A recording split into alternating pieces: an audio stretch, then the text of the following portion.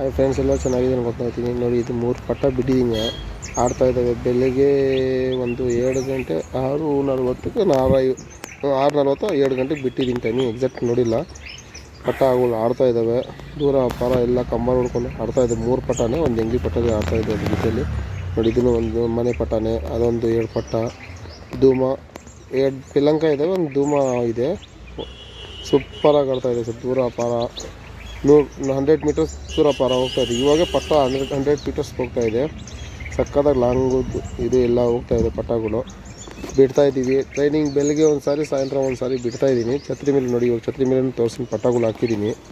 ಛತ್ರಿ ಮೇಲೇ ಬಿಟ್ಟಿದ್ದೀನಿ. ಪಟ್ಟಗಳು ಬಿಟ್ಟು ಆಡಿಸ್ತಾ ಇರೋದು ನನ್ನ ಅಭ್ಯಾಸ. ಹಂಗೆ ಮಾಡೋದು ಏನಿದೆ, ಒಂದೇ ಸಾರಿ ನೀವು ಸೀಲಿಗೆ ಬಿಡೋವಾಗ ಇಲ್ಲ ಅಂತ ಇದಕ್ಕೆ ಬಿಡೋವಾಗ ಮಾತ್ರ ನೀವು ಛತ್ರಿ ಮೇಲೆ ಹಾಕ್ಕೊಂಡು ರೂಢಿ ಮಾಡ್ತೀರಂತೆ.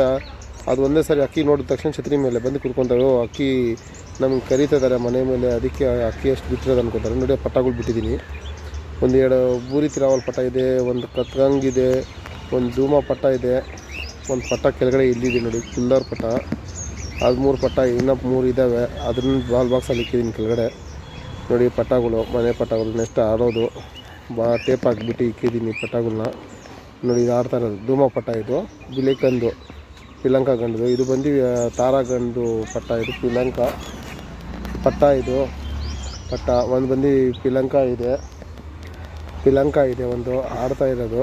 ಚೆನ್ನಾಗಿದೆ. ಕಂಬರ್ ಹುಡ್ಕೊಂಡು ಆಡ್ತಾ ಇದೆ ನೋಡಿ. ಇದು ಕಂಬರ್ ಏಟು ಹೊಡಿತಾ ಇರೋದು. ಚೆನ್ನಾಗಿ ಆಡ್ತಾ ಇದ್ದಾವೆ ಎಲ್ಲ ಅಕ್ಕಿಗಳು. ಸೂಪರಾಗಿ ಆಡ್ತಾ ಇದ್ದಾವೆ. ನೋಡಬೇಕು, ಆಡ್ತಾ ಇದ್ದೇವೆ ಚೆನ್ನಾಗಿ. ಇವಾಗ ಸೀಲ್ ದಿವಸ ಹೇಗೆ ಆಡ್ತದೆ ನೋಡಬೇಕು. ಏನು ಮಾಡಬೇಕಂತ ನೀವು